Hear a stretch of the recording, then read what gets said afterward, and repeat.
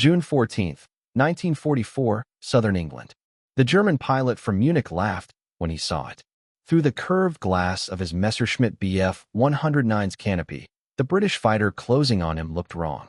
Too thick through the fuselage. Nose too blunt.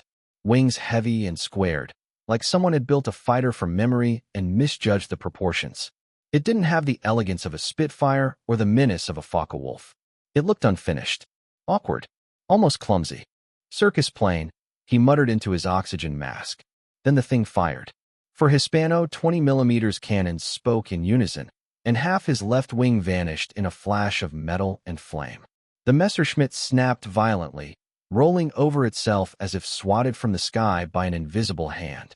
There was no dogfight, no warning, no chance to react, just sudden destruction. As his aircraft tumbled toward the fields of Normandy, the German pilot had 3 seconds to understand that they had all been catastrophically wrong.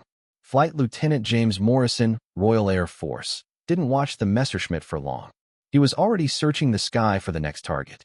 6 weeks earlier, he'd been hunting V-1 flying bombs over the Channel, Britain's last, desperate defense against Hitler's vengeance weapons.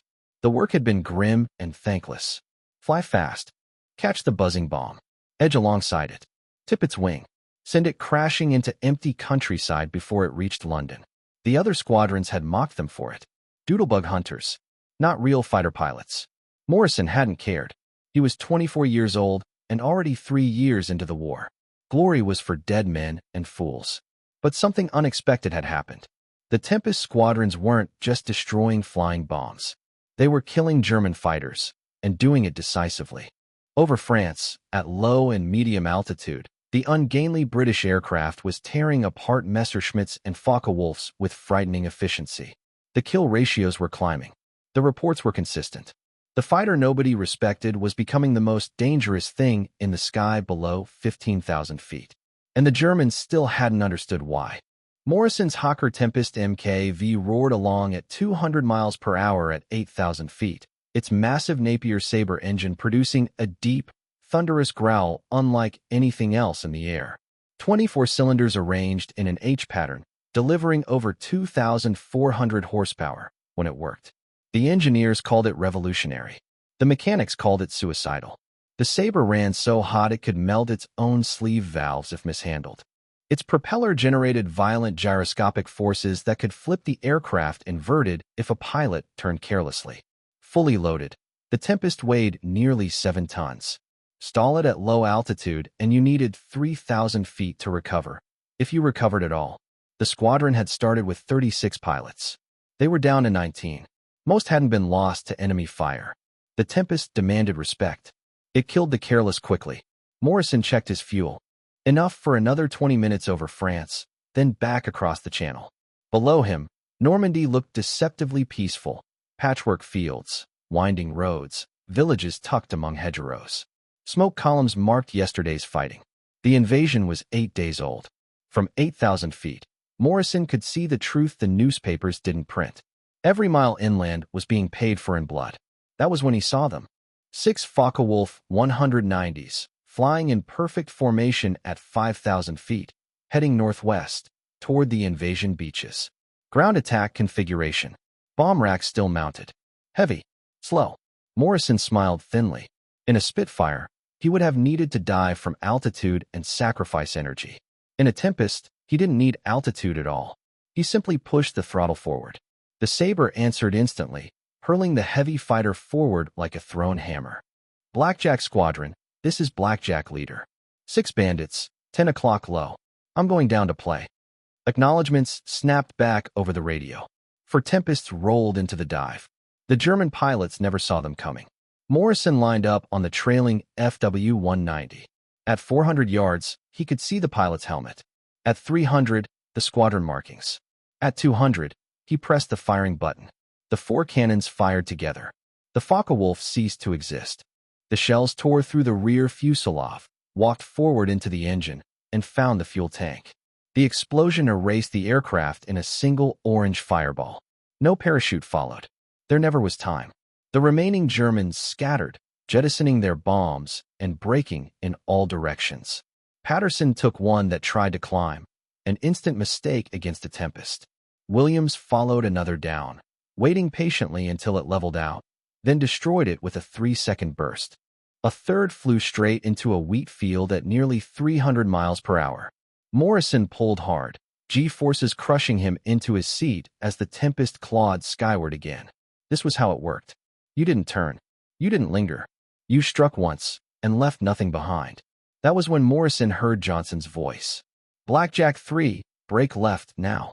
A Messerschmitt flashed past where Johnson's Tempest had been a heartbeat earlier. Morrison rolled inverted, hauled back on the stick, and brought his nose around in a tight pursuit curve. The German pilot was good, climbing, spiraling, trying to force a stall. It didn't matter. Below 10,000 feet, the Tempest was unmatched. Morrison firewalled the throttle. The Sabre answered with brute force. 30 seconds later, he fired a half-second burst. The Messerschmitt's engine disintegrated. This time, a parachute blossomed white against the green fields below. Morrison watched it descend for a moment longer than necessary. Up here, death was fast. On the ground, it was never that kind. Fuel warnings began to blink. 5 minutes to bingo. Morrison reformed the flight and turned west, engines settling into a steady, confident roar. The Tempest felt right again. Heavy, powerful, alive beneath his hands. Ugly, yes, but magnificent. The Germans had laughed at it. They weren't laughing anymore. Fuel warnings flickered amber on Morrison's panel as the channel slid into view beneath his wings. 5 minutes earlier, and he might have pressed the fight. 5 minutes later, and he would be swimming. That was the arithmetic now. The Tempest gave you dominance, but it demanded discipline in return. They landed back at RAF Kenley just after noon. Ground crews swarmed the aircraft before the engines even wound down.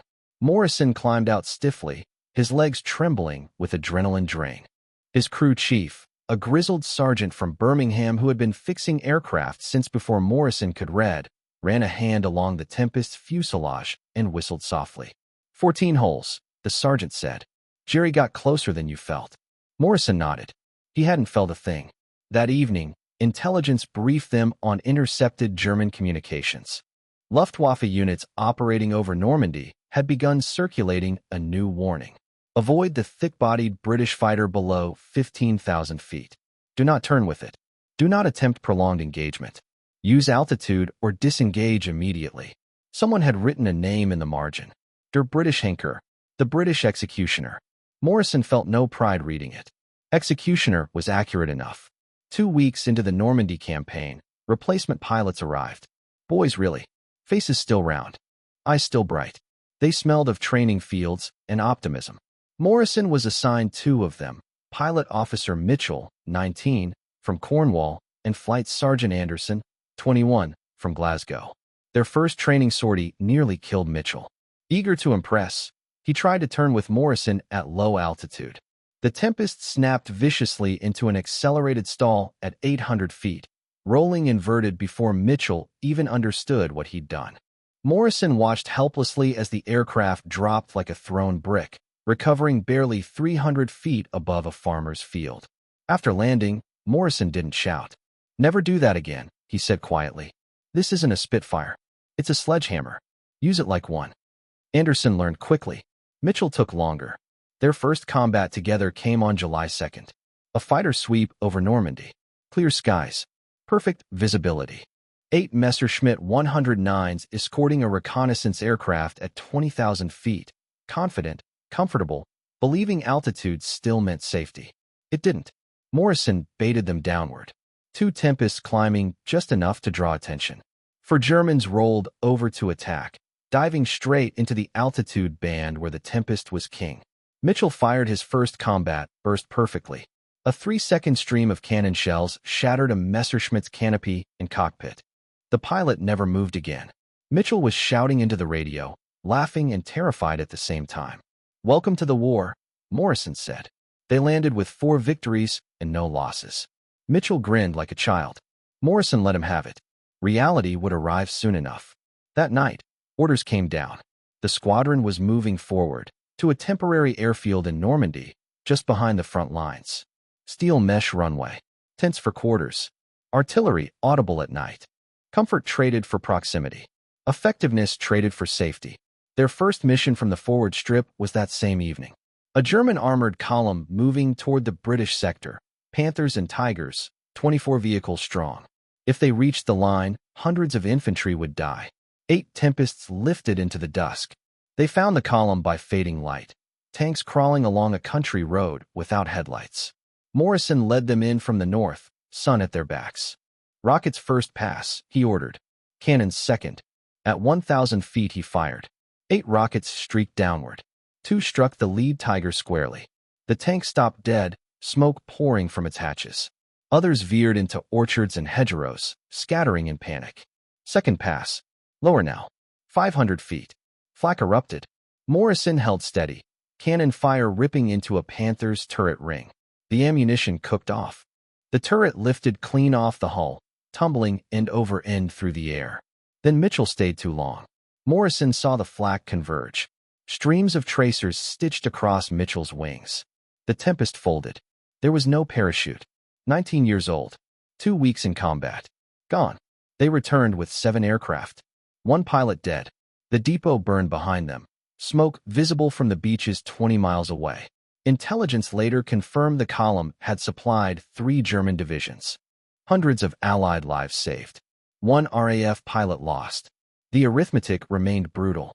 The squadron pressed on. Bridge attacks. Rail yards. Convoys. Columns retreating east. Flak grew thicker. German fighters fewer, but better. Veterans pulled from the Eastern Front. Men who knew how to kill. Planes wore out faster than replacements arrived. Engines exceeded overhaul limits by hundreds of hours. Wings were wired back on. Hydraulic systems leaked constantly. They were flying machines held together by expertise and luck. And luck always ran out. By August, Morrison had stopped learning names. German intelligence adapted. New instructions circulated. Engage Tempests only with numerical superiority. Avoid low-altitude combat. Do not pursue into dives. Too late. The Tempest's reputation spread faster than its silhouette. September brought collapse. German lines broke. Retreat became rout. Roads clogged with destroyed vehicles, dead horses, burning fuel. Morrison flew over it all at 3,000 feet, the smell reaching even there. He shot down his 20th aircraft on September 3rd, a Messerschmitt flown by a boy with barely 50 hours in type. Morrison felt nothing. It was like shooting children. Losses continued. Patterson died to flak near Brussels. Thornton died 3 missions later. Experience meaningless against surprise. By October, they operated from Belgium. Same battered aircraft. Same exhausted crews. Jets appeared, Me-262s flashing past at impossible speed. The future had arrived too late to matter. Winter came. The Ardennes offensive. Tempests flew in blizzards, finding German columns by the tracks they left in snow.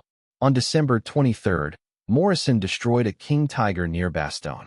Anderson was hit and captured. Another letter to write. Christmas passed in a frozen tent. 20 pilots left from 48. January 15th, 1945. Morrison's Tempest finally died, not to flak or fighters, but exhaustion. The Sabre detonated internally at 8,000 feet. He bailed out over Allied territory and flew again the next day. A new aircraft. Same war. By April, Germany was finished. White flags appeared in villages. Airfields stood empty. Fighters rarely rose. Morrison flew his final mission on April 25th. 3 hours over a broken country. No targets. No resistance. Just ruin. On May 8th, 1945, the war in Europe ended. Morrison stood on the flight line with what remained of his squadron. 5 pilots where 48 had once stood. No one cheered. No one shouted. They simply listened to the engines idle and understood, slowly, that they were still alive. The Tempest flew a final pass that afternoon. 12 aircraft in tight formation, thick-bodied and purposeful, their Sabre engines roaring across the English countryside. Spectators waved flags. Cameras clicked. Newspapers would call it triumph. Morrison felt only exhaustion. The numbers came later. Dozens of aircraft destroyed, hundreds of vehicles burned, bridges collapsed, columns broken. The Tempest had done exactly what it was built to do. Fight low, hit hard, survive where others could not. German pilots who had laughed at it in June were dead by August.